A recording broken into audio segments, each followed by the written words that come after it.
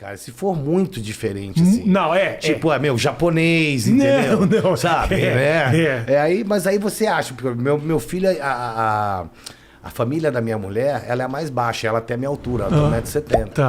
O resto dos irmãos dela é tudo 1,80 m Tudo pra gigante, cima, tudo gigante. O pai dela é grande. Puxou então os caras. Isso aí é a minha cara, não tem nem o que... Eu tenho a impressão, Rafa, posso estar completamente equivocado. Assim, tua história já saiu em muito lugar, os trechos, os pedaços e tudo mais. Me dá uma impressão de que o povo espera que dê merda a qualquer momento. Não, mas é isso mesmo. Não é um pouco isso? Não é que você tenha a impressão, né? É desse jeito. Né? Então, eu sempre falei, na maioria das vezes, quando eu falei sobre a minha vida, sobre o que aconteceu na minha vida, sobre o meu inferno durante 13 anos com as drogas,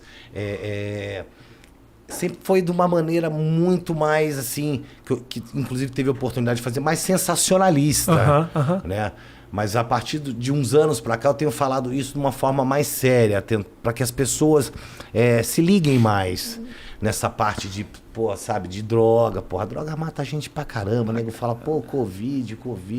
Porra, a droga, mata milhões e milhões de pessoas e milhares por mês e ninguém tá nem aí até o momento que acontece com ela. Claro. Ou com alguém que ela ama, né? Então é bem mais complicado. Mas eu sempre falei de uma maneira mais sensacionalista.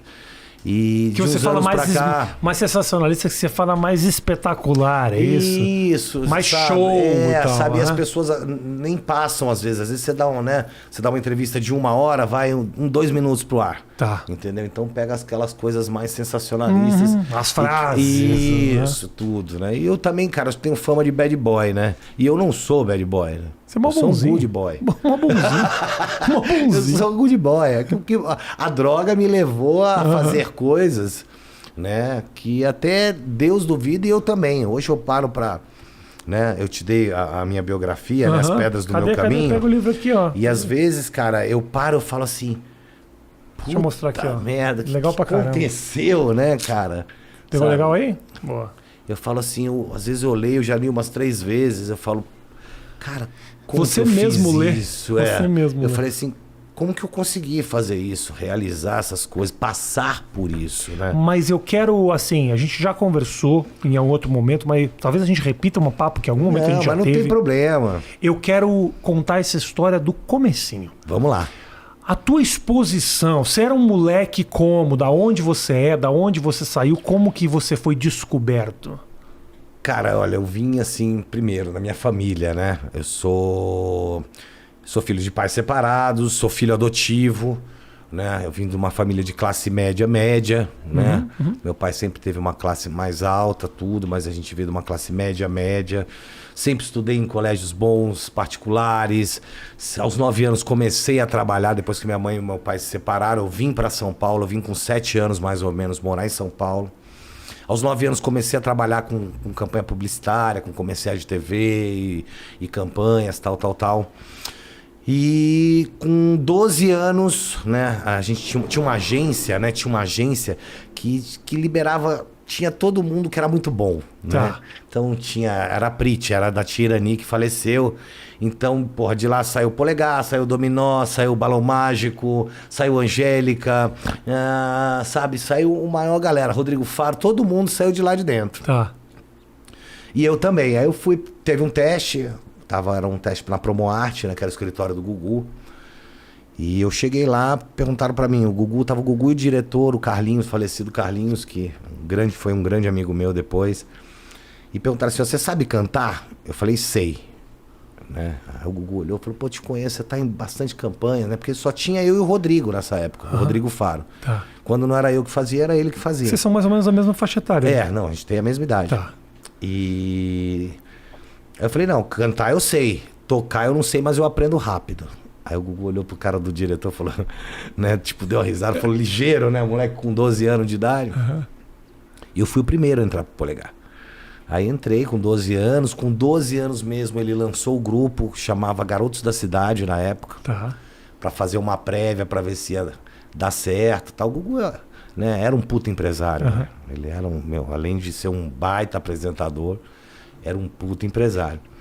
E aí lançou, deu certo, saiu Polegar, cara, milhões de discos vendidos e fizemos sucesso na América do Sul toda, fomos pro exterior gravar videoclipe, pá, aquela coisa toda, né? Eu me destacando naturalmente do grupo, porque carisma a gente não compra, né? Carisma a gente não aprende, carisma a gente nasce. Você brilhava ali, né, cara? Você era a cabeça. Não era nem a cabeça do grupo, você era a cabeça de um estilo, né? A tua jaqueta isso, vendia pra caramba, o teu penteado, a galera queria fazer. A revista com capa vendia, tudo vendia. Mas eu nunca fiz força para que isso acontecesse. Sempre foi uma coisa minha natural. E, fomos indo. E aos 15 anos de idade, e nessa época que eu entrei pro Polegar, que foi dos 12 pros 13 anos, eu frequentava matineia na Up and Down, aqui na Pamplona, e ia com os amiguinhos, tal. Beijava muito as menininhas, né? Saía de lá todo molhado, porque naquela época, né, dançava junto, mas não podia. Doendo. Saco doendo, mas você beijava, você já ficava feliz demais de beijar. Imagina. Né? E os outros vendo ainda? Pô, melhor coisa, né? Então, era uma época muito bacana. E eu conhecia a maconha, conhecia o álcool, né, através da galerinha da discoteca, da Up and Down, tudo. E ali conheci e parei. Eu já tinha usado cola, já tinha usado benzina e outros inalantes, né? Mas aí, entrou o grupo começou, pumba, parei. Tá. Parei com tudo. E aos 15 anos, eu com uma namoradinha mais velha, ela tinha 18 anos, eu tinha 15. Eu experimentei a cocaína e me tornei imediatamente um dependente químico. Usei ali com ela, nunca tinha usado. Na primeira vez, cara. Tanto que aos 15 anos mesmo, eu tive a minha primeira internação de mais de 30. Né? Foram 13 anos de droga dependência. Então foi a primeira de mais de 30. E as pessoas isso simultâneo à exposição, tudo, você conhecido. Sucesso correndo, comendo solto. E aí, como você falou, né? Eu naturalmente, eu tinha uma liderança no grupo. Não só dentro do grupo, mas também na mídia, né? Então, foi bem complicado. Foi bem difícil, né? E eu cheguei, né, cara, fui internado com 15 anos mesmo, durante os meus 15 anos ali, eu fui internado pela primeira vez, fiquei 3 meses. Só que naquela época, Rafa, não tinha tratamentos como tem hoje, direcionados para dependentes químicos. Hoje você tem comunidade terapêutica, hoje você tem clínica especializada em dependência química. Perfeito. Naquela época, o dependente químico era tratado como um doente psiquiátrico. Então eu fui para uma psiquiatria lá na Vila Sônia, chamava, era Instituto Morumbi de Psiquiatria. Hospício. Chamava-se Instituto Morumbi de Psiquiatria. Tá. E, cara, fiquei ali uns 3 meses e foi louco, né? 2 vezes por semana a gente tinha que se enfileirar lá no corredor, descia lá pro um setor deles lá, sentava na cadeirinha e tomava choque. E choque? Você tomou eletrochoque? Tomava com 2 vezes. Anos, cara. Isso, exatamente. 2 vezes por semana. Porque era um tratamento que os psiquiatras acreditavam, né, que ressuscitavam os neurônios, né? Ativavam os neurônios, sabe? E foi depois que eu fui... Reprogramava, né? Isso, eles tinham isso. Sim. E o que eu fui ver isso depois? Porque depois dessa fase, eu comecei a ter muito problema de memória, né? Agora eu já não tenho tanto, mas eu tive bastante. E uma vez eu assistindo com a Aline, Aline, minha esposa, um documentário sobre as experiências nazistas, que eram os eletrochoques que causavam perda da memória. Uma perda parcial da memória. Agora, desculpa te interromper, Rafa, mas assim, nesse momento você conhecido, ainda na banda, como é que era para fazer para se manter? Tinha uma pressão para que você se recuperasse, uma pressão financeira, enorme. Você era artista, tinha gente por trás, tinha empresário, e você é um menino no meio de tudo isso. E o pior de tudo isso que você falou, dessa grandiosidade toda que tinha ali naquele momento, né? Era glamour, era sucesso, e era um sucesso, você sabe como que é, né? Então, cara andando com segurança, você, sabe, não podia sair na rua, era tudo, era dinheiro, né? Mas, e também tinha a parte da minha família, que a minha família tava careta, né, cara? E Sim. acompanhando tudo. E aquela pressão, não, ele não pode sair do grupo, ele não pode sair do grupo. Aí eu tive que sair do grupo, né? E eu não larguei, era muito moleque, continuei, saí dali da internação, continuei, né? Foi bem na época que eu tava casado com a Cristiana Oliveira. Isso. Foi bem nessa época. Com quantos anos rolou isso de você casar com ela? Cara, na época eu tinha...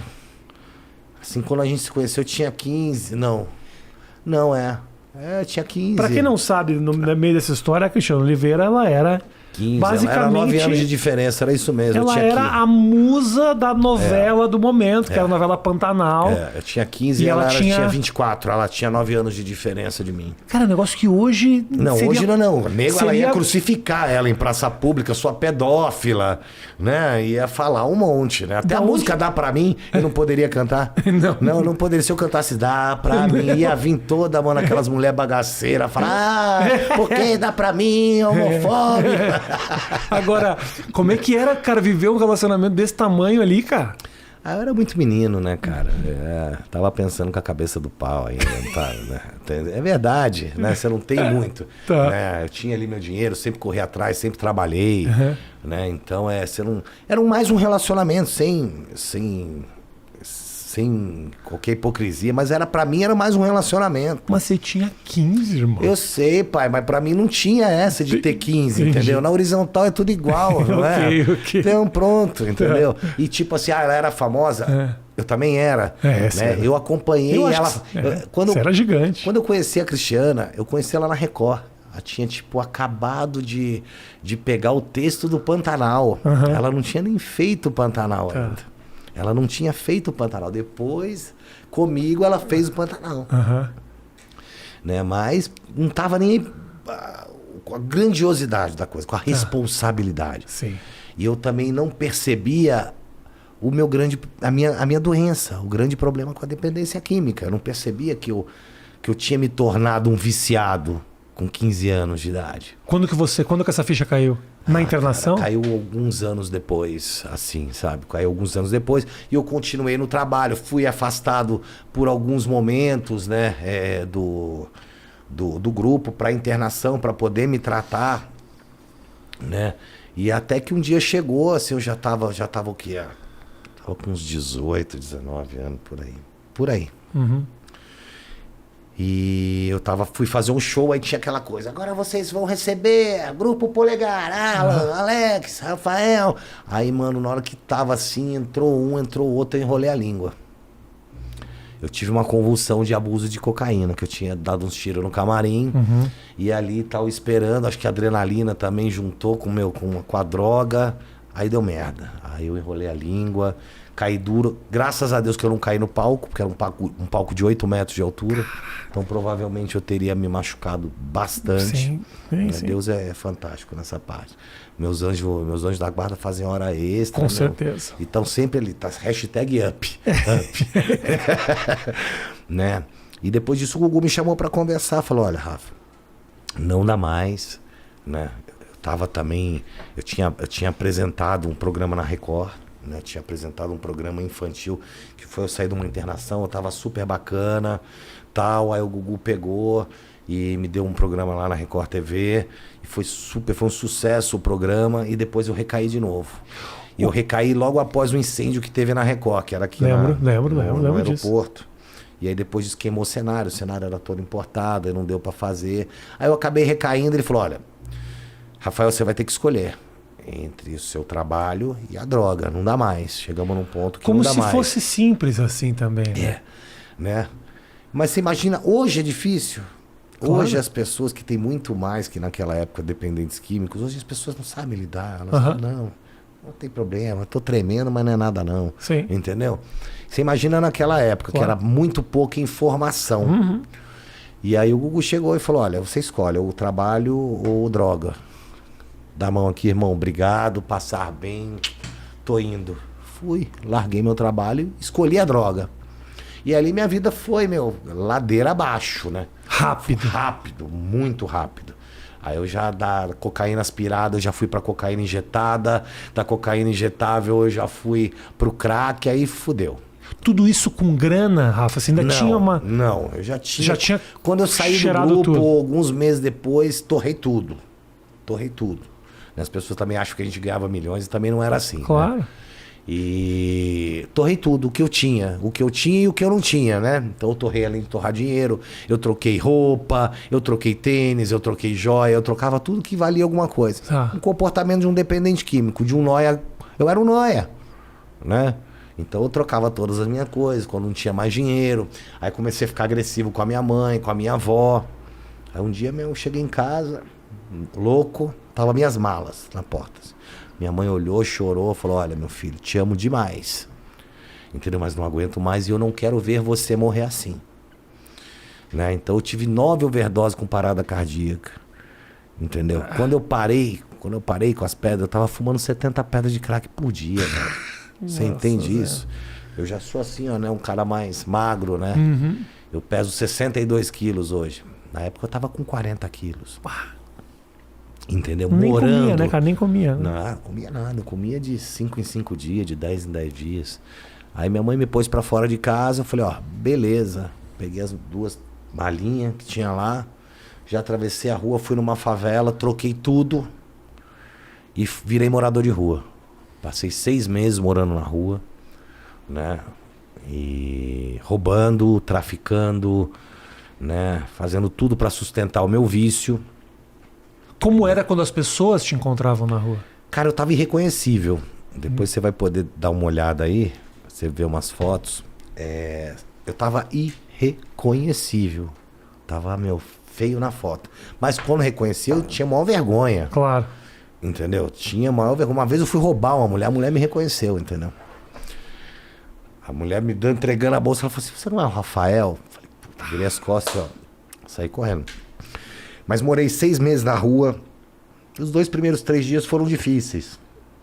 Porque, né, eu fui comer, eu tava com fome, cara. E não tinha comida, não tinha de onde pegar comida. Eu fui pegar comida do lixo. Parei num trailer, tinha lá, fucei lá, achava um pedaço do sanduíche, um resto de guaraná, de Coca-Cola. E fui. Aí no 3º, 4º dia eu falei, mano, não vou. Eu vou roubar, eu vou traficar. Mas não vou catar a comida do lixo. Foi o que eu comecei a fazer pra sustentar meu vício. Você lembra a primeira vez que você assaltou? Como foi isso? Primeira vez que você... O que era? Roubar carteira? O que é? Bolsa. De puxar e vazar? Não. Eu pegava na faca mesmo. Depois eu fui e... Como eu te falei, na rua, né? Eu saía pra roubar de manhã. Então eu falava assim, são 70 pedras de crack. Então são R$700. Mais 100 para cigarro e bebida. Então era 800 pau. Tá. Então eu ia, fazia 800 pau, ia para debaixo da ponte, comprava 70 pedras de crack, comprava uma garrafa de conhaque, comprava 5, 6 maços de cigarro, um pacote de cigarro, 3 isqueiros e ficava lá. Né? E acabava, eu ia de novo pro negócio. Para fazer. Mas era muito foda assim, né? Muito foda. Por quê, Rafinha? Eu não tava louco, né? Então a minha consciência era plena, mas só que eu não conseguia me libertar daquilo. Era literalmente uma escravidão. Uma escravidão. Eu tava acorrentado ali pelo crack. Não conseguia sair daquela vida e, cara, eu fui, né? Era muito consciente, né? Até nas minhas paranoias, às vezes eu tava lá. Que é horrível, né? A paranoia do crack é parecida, mas é maior que a da cocaína. Né? Então, o que rola? O que é exatamente? Você escuta coisa, você fica hipersensível, né? Sua audição, visão, tudo. Então você enxerga coisa onde não tem. Você escuta, por exemplo, eu tô aqui falando com você, mas você escuta o barulho do carro lá embaixo, você escuta o outro buzinando, você escuta a furadeira do vizinho, você escuta tudo ao mesmo tempo, é uma confusão. Então, e você sabe aquela coisa de estar fazendo coisa errada, então você fica preocupado com a polícia. Eu já fiquei 8 horas olhando pelo buraco da fechadura, esperando a polícia entrar. Essa é a paranoia, né?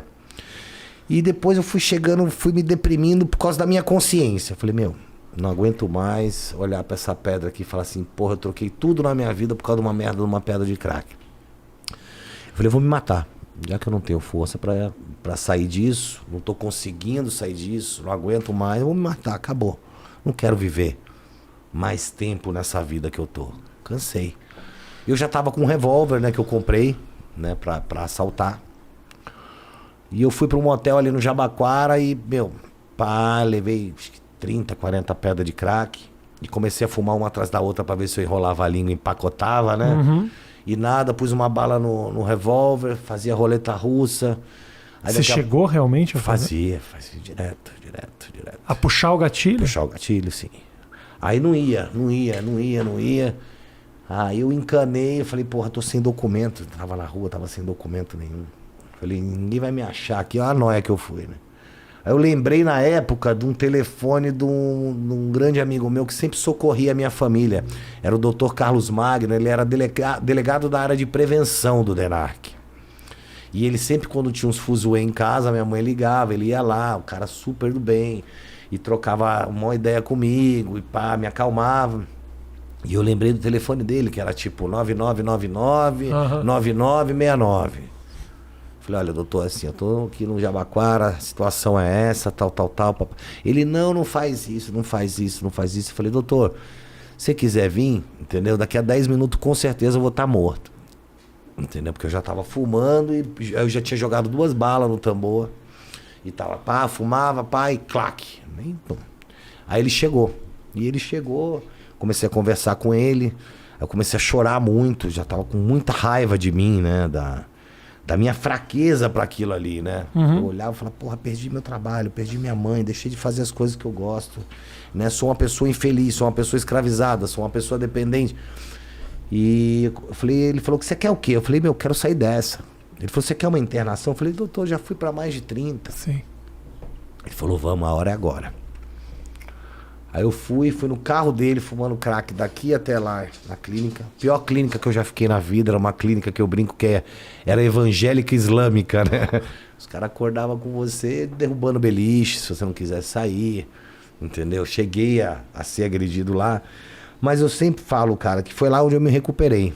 Depois de fiquei lá 1 ano e meio, né? Quase 2 anos lá dentro. Nunca tinha ficado esse período em nenhuma internação. Fiquei porque eu quis, né? E saí de lá bacana. Consegui, né? Passar pela fase mais difícil da abstinência, né? Engoli um monte de coisa. Quando você entrou, você achou que era só mais uma internação? Ou não? Só mais uma internação, mas aí o bagulho era louco. Era diferente? Era louco, você imagina crente louco. Mas louco ao cubo, entendeu? A galera agressiva, né? Tinha que ser aquelas coisas dos Estados Unidos, sabe? Que eles fazem aquelas religiões deles lá e o bang era loucão.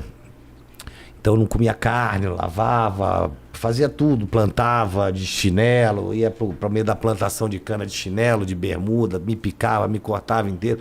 Mas eu falo, cara, lá onde eu tive o meu despertar para a fé, um lado da fé muito forte. E eu sempre falo, cara, foi a minha força, né? Porque tem que ter a força de vontade, né? Porque não adianta ter fé, né? Não adianta você falar, ação, né? jogar a responsa, falar, Deus, olha, me ajuda, mas me ajuda aí, né? Você tem que ter força para parar, para saber. Eu sabia que eu ia passar o cão quando eu fosse